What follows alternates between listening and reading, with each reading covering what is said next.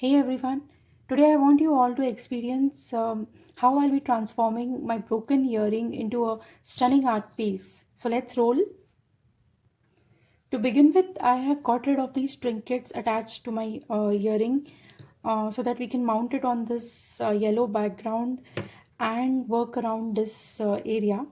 I've deliberately used a yellow background because I thought it'll be a good contrast for the green center, and I'll also be using a blue jelly roll pen to work around this area, because these three colors will really add some life to the final art piece.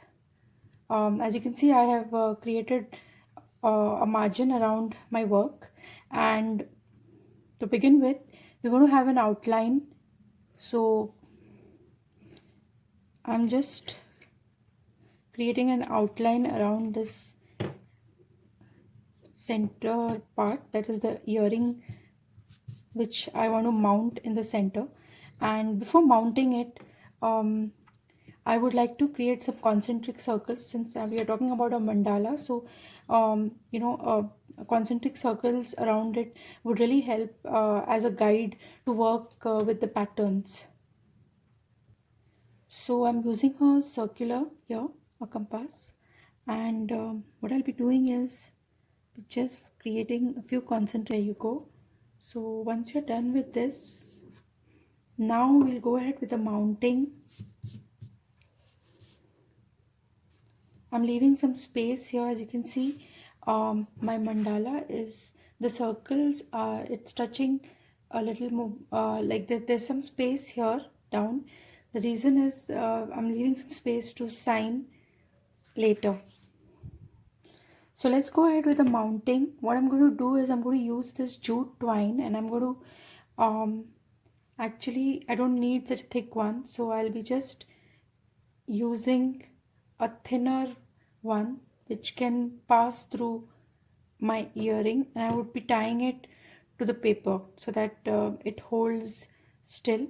So what I want to do is just create two places where I'll be here. There you go. So these are the places where I'll be puncturing a hole so that my jute thread passes through it, and then we can tie up the earring to that place, to the paper. There you go. Now all I need to do is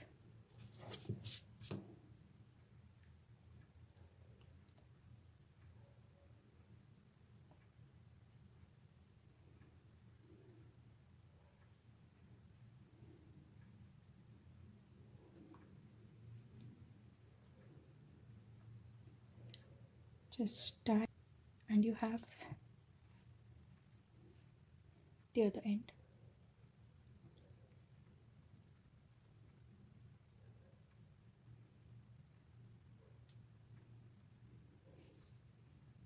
Here you go. So that's how your after tying the earring will look, and we don't need both the ends, so I'm getting rid of one of the ends.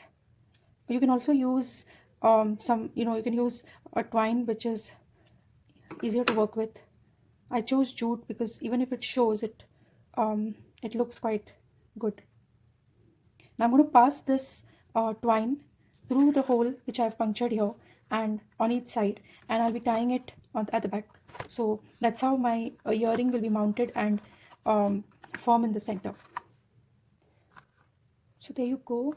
I have, as you can see, I have passed the thread through the paper, the holes which I created, and I'm going to tie it in place, making sure that the earring is right in the place where I had marked the outline.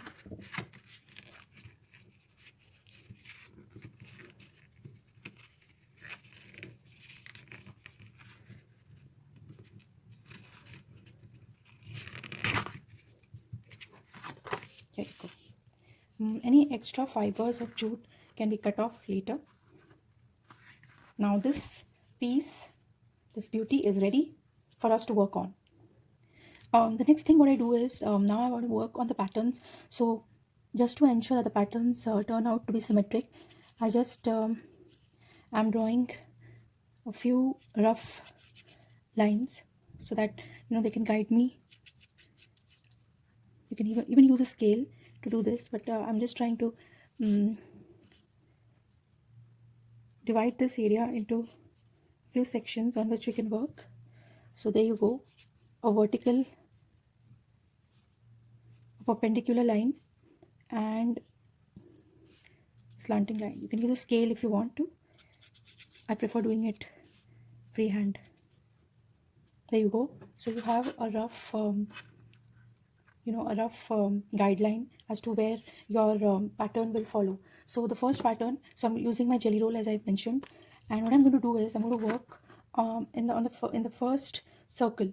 So let me zoom in a bit here, and what I'm going to do is take the center.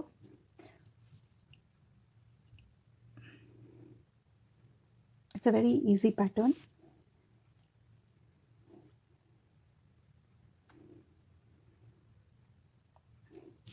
It's a very easy mandala pattern. You can see it in almost every mandala uses this pattern. So I just thought I should stick to it. You can never go wrong with this pattern. It's quite simple.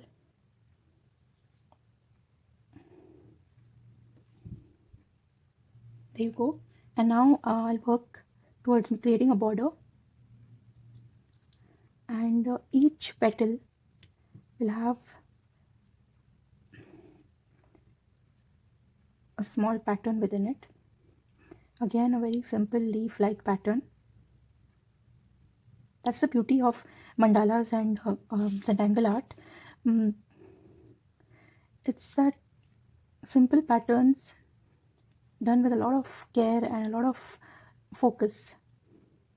The end result is beautiful. And that's how I'm going to work on each of these petals. There you go. Now I would really like to fill the area around these petals, but we'll come to that later. For now, I would like to work on the second concentric circle, and for that I'll just make a few lines from the petal with a pencil, because I want to work on a pattern around here.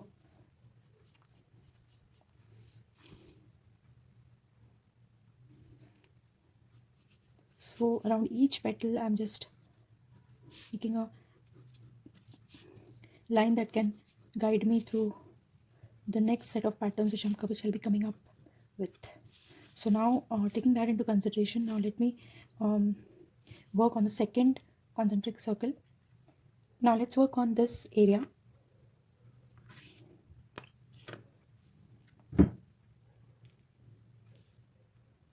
So again, I'm choosing a very simple pattern, making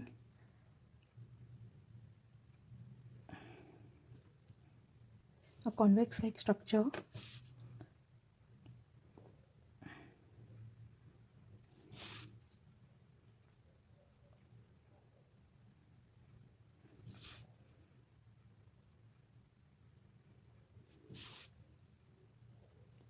Going as slow as I can and focusing on each stroke, being mindful of each stroke which I'm creating.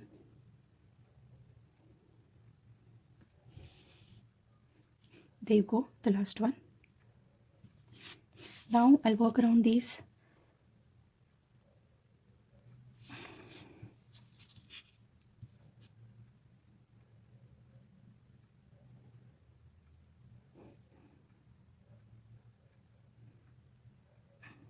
Even if you feel that there is some imperfections around, just don't worry, just keep working around along with the pattern, because they'll not, when you see the bigger picture at the end of when the artwork is created, these little imperfections will not matter.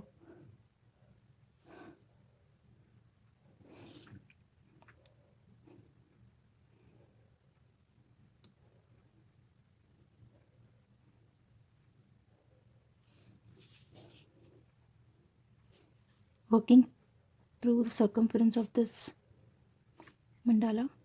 And there you go, the last one. Now I would fill the pattern with these structures with again a very simple circles. So this is quite an easy pattern, as you can see. I'll just show one more. So you make a circle in the middle, an orb as we call it, and then you just make a C, a reverse C, and you go C, C, and C. So that's how I'll be filling it along the circumference. There you go. Doesn't it look stunning already? So now we're going to work on the periphery, that is the final circle, this concentric circle. So I'm choosing a slightly complicated looking pattern, but it is not actually complicated. So let's go.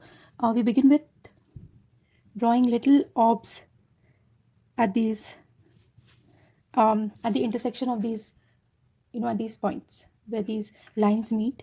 I'm just drawing little circles along the circumference. So that's what I'll be doing. That's very easy, isn't it? Now let's go ahead. If you know how to draw an S, I'm sure everyone does. So let's make an S. So what I'm doing is I'm going around the circle and I'm forming an S and coming anti-clockwise from one circle and clockwise to the other. Anti-clockwise and clockwise to the other. Anti-clockwise to this circle, clockwise to the other. So I'll be doing this again and repeating it for all the circles. You can see the way I'm going. So it's very simple. It's anti-clockwise and clockwise. Anti-clockwise, clockwise. So there you go, the last view. Anti-clockwise and come to the other circle clockwise. As long as these two lines are parallel, you're good. So that's all you need to take care of, and the anti-clockwise and clockwise part, which is how you make an S. Now we hold our mandala, and now we got to close this. So how you're going to do is, if you're looking at this circle and this circle, you're going to go anti-clockwise and clockwise. Again, anti-clockwise, clockwise, anti-clockwise, clockwise. So it's a very, very simple pattern which looks complicated. As you can see, it's looking like a ribbon which is being placed around the mandala. It's one of my favorites, this pattern, because of its simplicity yet intricate appeal. So that's how my pattern looks. And now I want to fill these areas. So I'm going to use a very simple pattern here again. I'm just zooming in. So you can see here, you just draw a circle.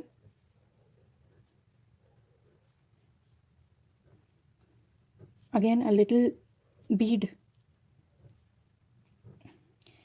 And what I'm going to do is, I'm going to do 6.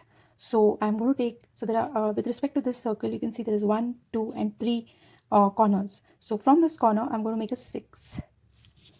From this corner, I'm going to make a 6. And from this corner, again a 6. So that's what I'm going to do. I'm repeating it again. So you take it and you make a 6. As long as you make a 6, you're fine. So just turn your paper if this pattern is confusing you. So all you need to do is remember that there's a circle here and there are 3 corners. So from the corner, you go and make a 6. Now if I look at this corner and this circle, again I make a 6, and same thing here. So I believe that's pretty easy. So there you go. I don't want to do anything more, because anything more in this area will only clutter my design, and the entire essence of my patterns will be lost. So what I'm going to do is just add a little bit of shading around this area. I'm going to garnish it with some shading around.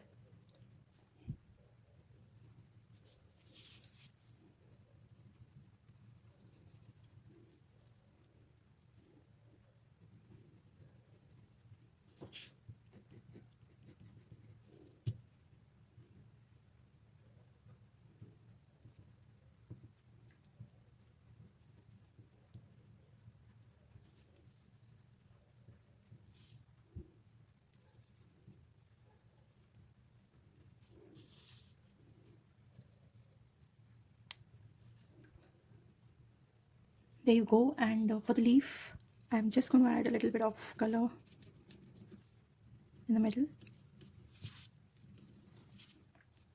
Now for the outermost circle, and that's this pattern where I'm going to add a little bit of shading to this area.